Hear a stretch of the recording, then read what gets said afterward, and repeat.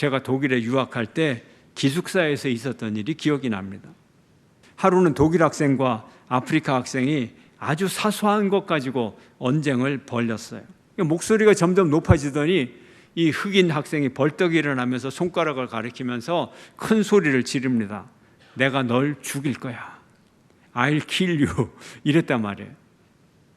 갑자기 독일 학생이 얼굴이 하얘지더니 자기 방으로 도망을 가서 경찰에게 신고를 해버렸어요.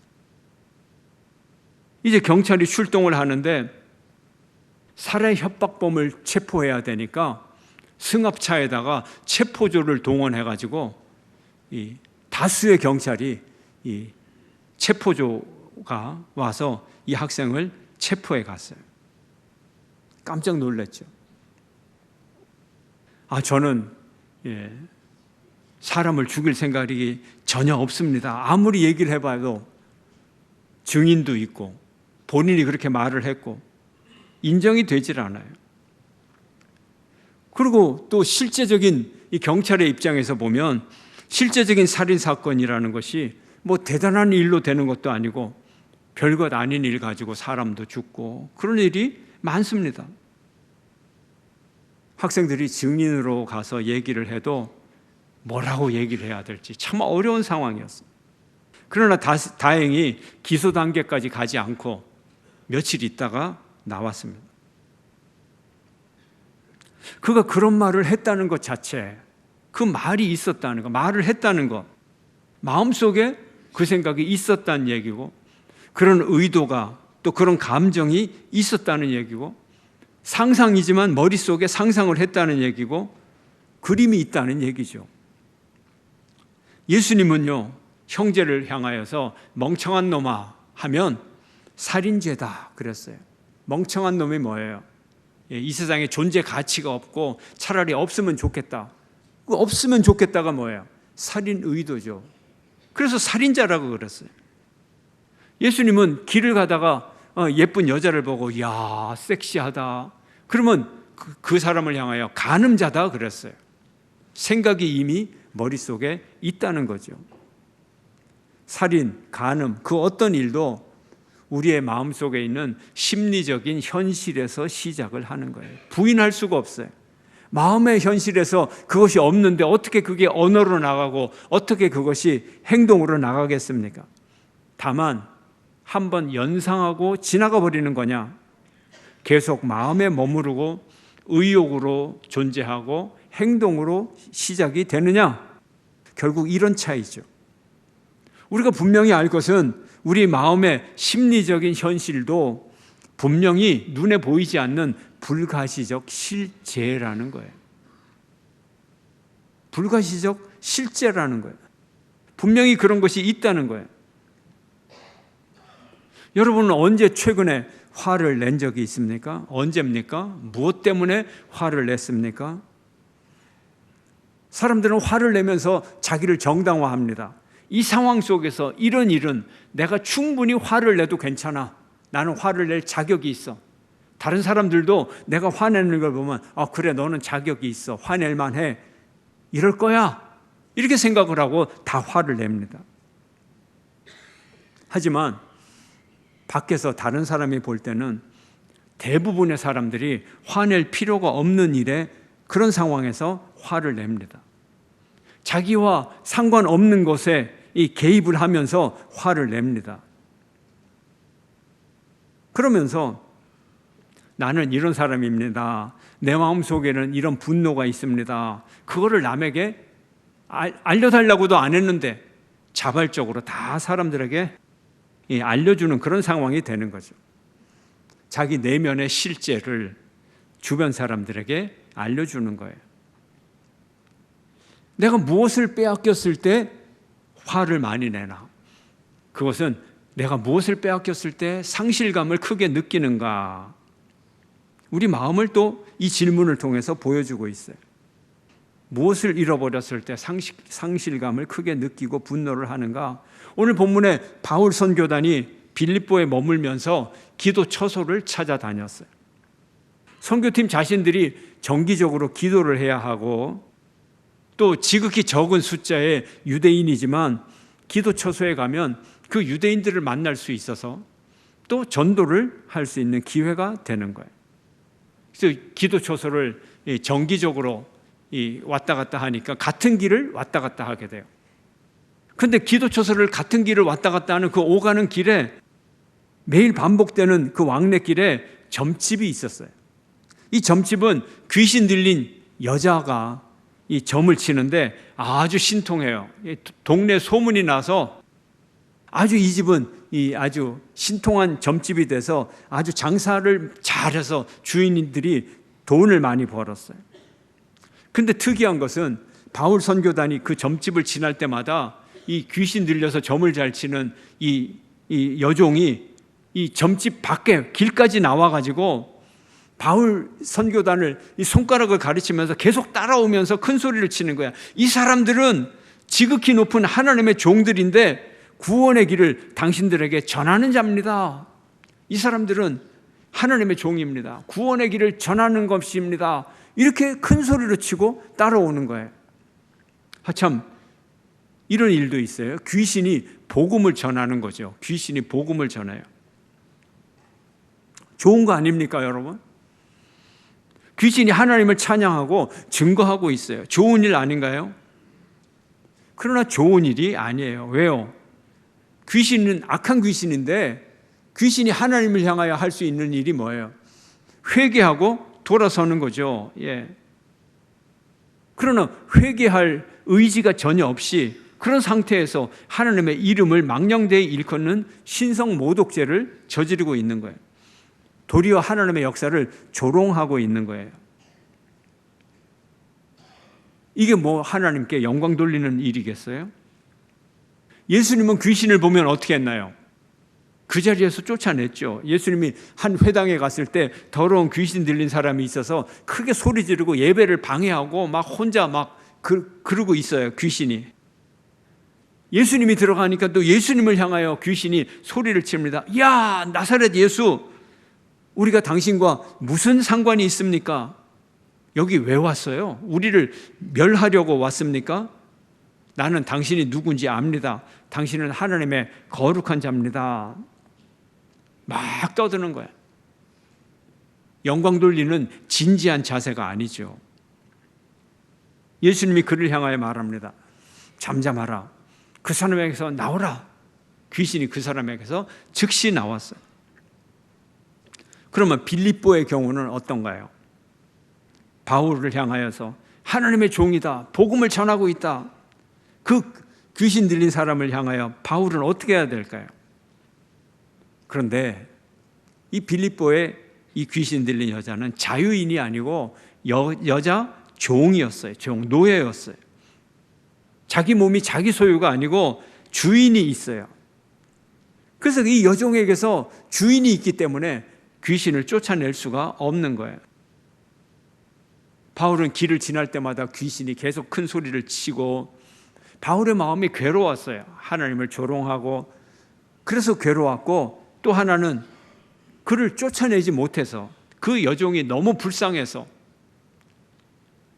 이제 바울의 마음이 굉장히 괴로웠어요. 근데 어느 날 또 이 여종이 와서 또 그러는 거예요. 이때 바울이 그 여종을 향하여 소리를 칩니다. 예수 그리스도의 이름으로 내가 너에게 명하노니 그에게서 나오라. 근데 이 말이 끝나자마자 즉시로 귀신이 그 여종에게서 떠나갔어요. 여종이 다 나았어요. 정상이 됐어요. 아니나 다를까 주인이 나타났어요. 이 광경을 뒤에서 다 봤어요. 난리가 났습니다.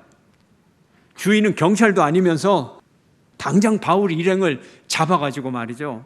로마 관리들에게 경찰서로 끌고 갔습니다. 고발을 했습니다. 상실감이 컸던 거죠.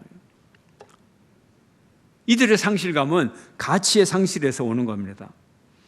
여종의 주인들에게 이런 일은 절대로 일어나면 안 되는 거예요. 절대로 안 되는 거예요. 절대로. 예. 절대로 용납할 수 없는 거예요. 절대적인 조건을 가지고 있어요. 이것의 상실은 나에게 분노할 자격을 주고 정당방위할 권리를 준다.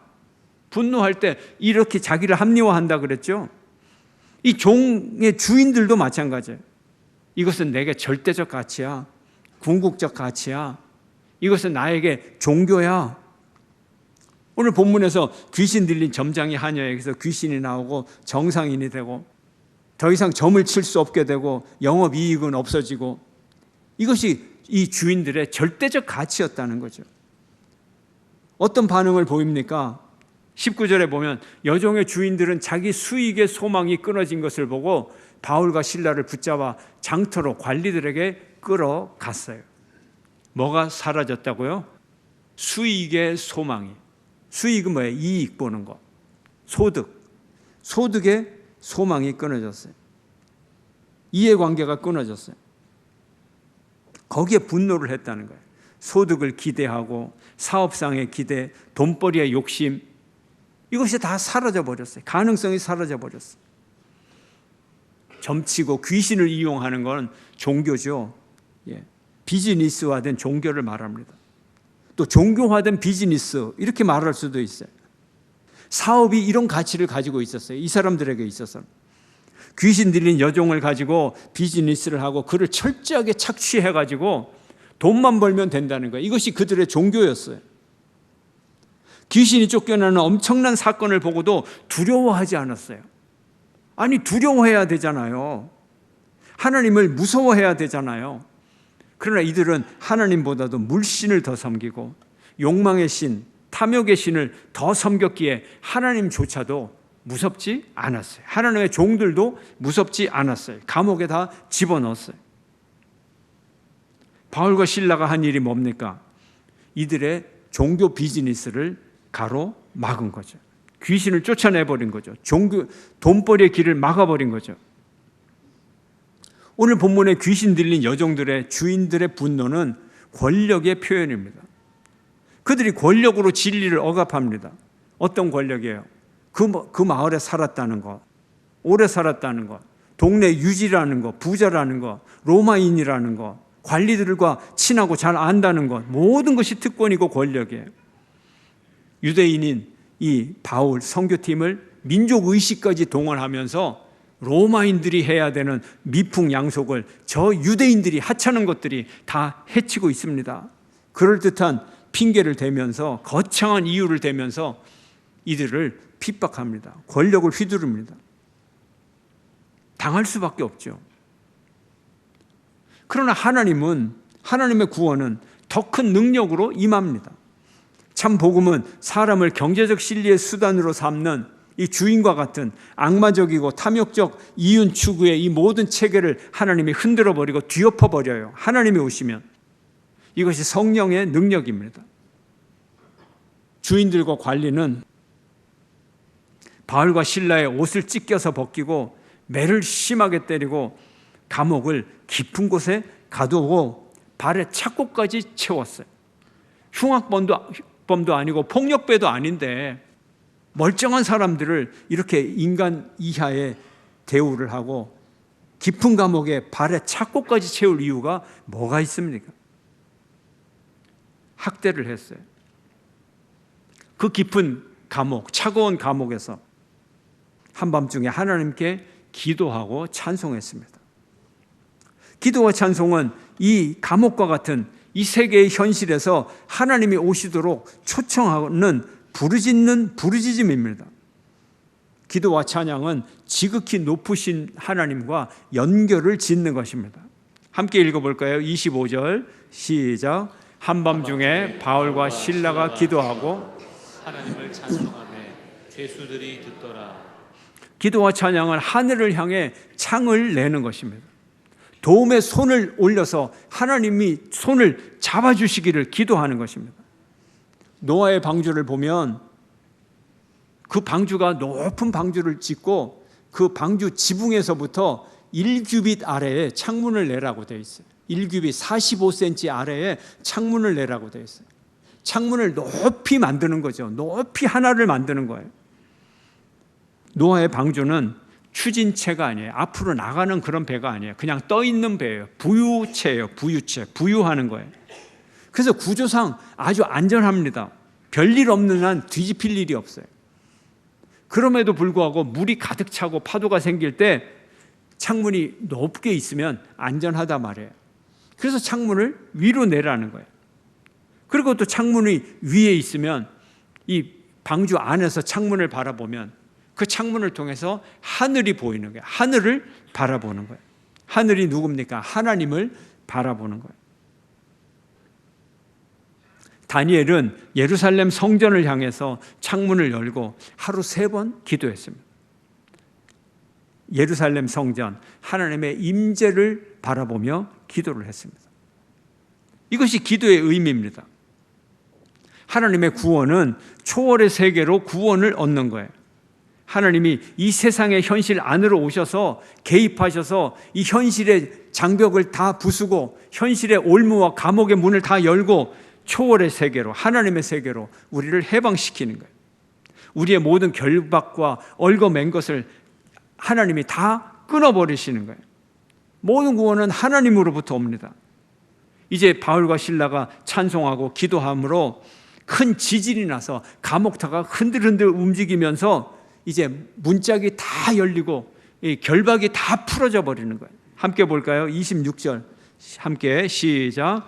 갑자기 큰 지진이 나서 옥터가 움직이고 문이 곧 다 열리며 모든 사람이 매인 것이 다 벗어진지라. 큰 지진이 나서 옥터가 움직이면서 문짝이 다 뒤틀어지고 문이 다 열려버렸어요. 모든 사람에게 매인 것이 풀어졌어요. 하나님은 우리를 감옥에 가두는 이 세상의 모든 결박을 하나님이 오시면 다 풀어버리십니다. 주님을 기다리는 여러분 되시기를 축원합니다. 주님은 우리의 발에 착고를 풀어버립니다. 굳건하게 보였던 감옥, 우리를 영원히 가두어 둘 수 있었던 것처럼 보이는 감옥, 우리의 삶의 터전들, 이런 것들이 하나님의 능력 아래서 아무런 힘이 없다는 것을 우리가 알아야 됩니다. 하나님이 오시면 바로 떨리는 무능력한 존재임을 우리가 알아야 됩니다. 하나님이 오시면 모든 것을 흔들어 버려요. 모든 가치를 흔들어 버려요. 모든 가치를 뒤집어 버려요. 세상의 권세를 쓸어 버려요. 모든 것들이 무너집니다. 족쇄도 풀어지고 착고도 열려 버립니다. 세상의 지배, 세속적 권력은 해체되어 버리고 맙니다. 갑자기 지진이 나서 감옥문이 열리는 사건은 성령님이 오시면 완전한 승리를 우리에게 가져다 줄 수 있다는 하나님의 행동이었던 것입니다. 예수님이 베드로를 향하여 이렇게 말합니다. 나는 이 반석 위에다가 내 교회를 세우겠다. 죽음의 문들이 그것을 이기지 못할 것이다. 이 반석, 베드로의 이 신앙 고백 위에 내 교회를 세우는데, 이 교회는 어떤 존재냐? 죽음의 문들이 그것을 이기지 못할 것이다. 죽음의 문이 뭐냐면 지옥의 문이에요. 지옥의 문, 하데스의 문, 음부의 문이에요. 음부가 무엇입니까? 음부는 죽은 사람들이 갇혀 있는 감옥, 이것을 음부라 그래요.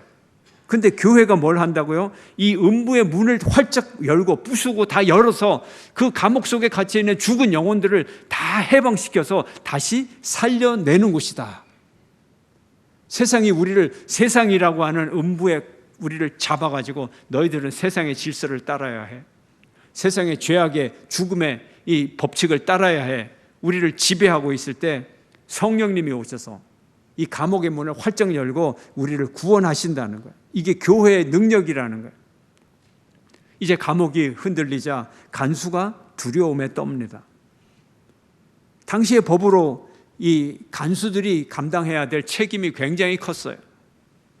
감옥의 죄수들이 도망을 간다거나 뭐 감옥 문이 열린다거나 하여튼 실수를 하게 되면 그 책임을 간수가 져야 되는데, 죄수가 도망가면 간수를 죽여요.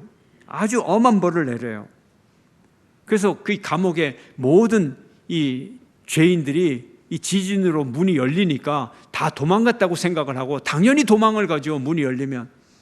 그 죄수는 확인도 안 하고 이제 죽으려고, 내가 로마의 형을 받아 죽느니 차라리 그냥 자결을 하자. 그래서 죽으려고 하는데 바울이 그것을 말리죠. 우리가 다 여기 있다. 우리 도망가지 않았어. 세상은 자결할 정도로 맹목적인 충성 이데올로기를 강요를 하죠. 이 죽음의 상황에서 어떻게 살아날 수 있을까? 살아날 수 있는 방법이 무엇일까? 사도 바울이 우리가 여기 있다, 도망 안 갔다, 이렇게 위로를 해줬지만 이 간수는 정신이 없었어요. 그러면 또 다른 감옥에 갇혀 있는 다른 죄수들은 어떻게 됐는가 확인해 볼 경황이 없었어요. 너무 당황을 해가지고 두려움에 부들부들 떨면서 우리가 여기 있다 아무리 말을 해도 이 간수가 내가 이 죽음의 상황에서 어떻게 내가 해결해 나갈 수 있을까요? 어떻게 헤어나올 수 있을까요? 그 질문을 바울과 실라에게 지금 던지는 거예요. 내가 죽을 지경이 됐는데 어떻게 살까요? 30절의 말씀이 그거예요. 그들을 데리고 나가 이르되 선생들이여 내가 어떻게 하여야 구원을 받겠습니까? 죄수들이 다 도망가고 나는 죽을 텐데 어떻게 하면 살까요? 이렇게 물어보는 거예요. 너무 공포에 질려서 상황 판단이 안 되는 거예요. 간수는 죽음의 상황에서 살아날 길을 지금 찾으면서 질문을 했는데 바울은 그거를 다르게 받아들여요. 당신은 당연히 살 수 있고 죄수들이 그대로 있으니까 더 영원한 생명의 길이 당신에게 있습니다. 이르되 함께 읽을까요? 31절 말씀 시작. 이르되 주 예수를 믿으라 그리하면 너와 내 집이 구원을 받으리라 하고. 아멘. 그의 질문을 세상적인 질문이었지만 바울은 영원한 대답을 해줍니다. 주 예수를 믿으라 그리하면 너와 내 집이 구원을 받으리라.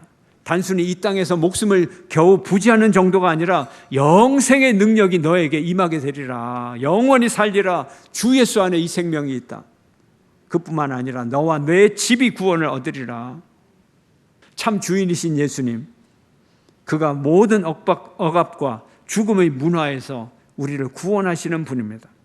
주 예수를 믿으라 초청합니다. 우리의 통치자와 우리의 주인을 바꾸라고 얘기합니다. 나를 이용하고 착취하고 강요하는 그 세상에 돌이키라고 말합니다. 하나님을 향한 전격적인 주권의 전환, 이것이 믿음입니다. 귀신 들린 여종의 주인은 수익의 소망을 따라갔어요. 수익의 소망을 따라갔어요. 그러다 실패하자 바울과 실라를 보복을 합니다. 그러나 간수는 구원의 길을 따라갔습니다. 자유의 길을 따라가고 해방의 길을 따라갔습니다. 예수 그리스도의 구원의 능력은 우리를 지배하는 현실의 터, 현실의 근거, 죄악된 근거를 다 부수어 버립니다. 우리를 가두고 있는 모든 감옥을 뒤흔들어서 다 문을 열어버립니다. 감옥 문을 열고 수갑을 풀고 착고를 부수어 버립니다.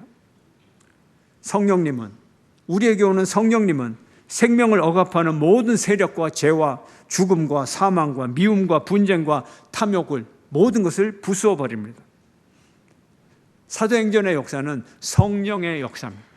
사도행전의 역사는 말씀의 역사입니다. 여러분의 심령 가운데 성령과 말씀이 충만하기를 축원합니다. 여러분의 심령 가운데서 물신을 몰아내고 세상의 신을 몰아내는 능력이 임하기를 축원합니다. 잠언은 우리에게 말합니다. 아버지가 내게 가르쳐 이르기를 내 말을 너의 마음에 두라. 내 명령을 지키라. 그리하면 살리라. 생명의 길, 성령의 길을 따라가는 여러분 모두가 되시기를 주의 이름으로 축원합니다.